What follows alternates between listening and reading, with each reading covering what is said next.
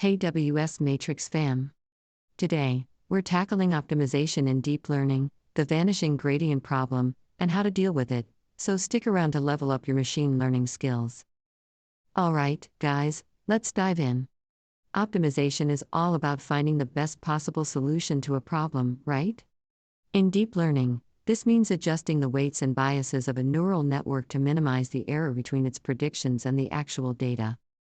We usually use gradient-based optimization algorithms like stochastic gradient descent, (SGD), to get the job done. Now, you might be wondering, what's the vanishing gradient problem? Great question. Imagine you're training a deep neural network with many layers. As you go through the layers, the gradients, which tell you how much to adjust the weights, can get smaller and smaller, eventually becoming super tiny. That's the vanishing gradient problem, and it makes training deep networks a real pain. Why does this happen? Well, when you use activation functions like the sigmoid or the hyperbolic tangent, tanh, their gradients can be really small. When you multiply these small gradients across many layers, they can vanish, making it super hard to update the weights in the early layers of the network. So, how do we tackle this issue? Fear not, because there are some cool techniques to help us out. Let's talk about their strengths, weaknesses, and best practices. ReLU, rectified linear unit, activation function. ReLU is super simple. It's just max 0, x, meaning if the input is positive, it stays the same, and if it's negative, it becomes 0.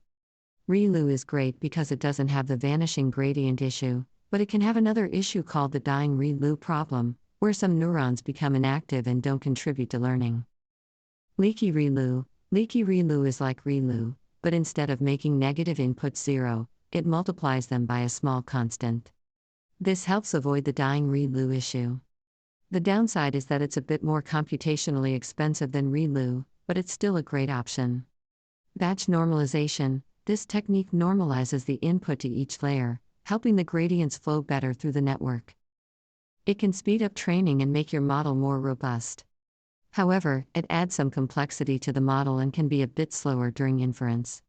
Residual connections. This is where you add shortcuts between layers, allowing the gradients to flow more easily through the network. Residual connections can help train deeper networks and can even improve performance. But keep in mind that they can make the architecture more complex. Gradient clipping. If you're dealing with exploding gradients, the opposite of vanishing gradients, gradient clipping can help. It limits the maximum value of the gradient to prevent it from getting too large. This can help stabilize training but might affect the learning dynamics. So there you have it, folks. Optimization in deep learning and the vanishing gradient problem, with some handy techniques to tackle it. Remember to experiment with these techniques and find the best combination for your specific problem. That's all for today, WS Matrix peeps.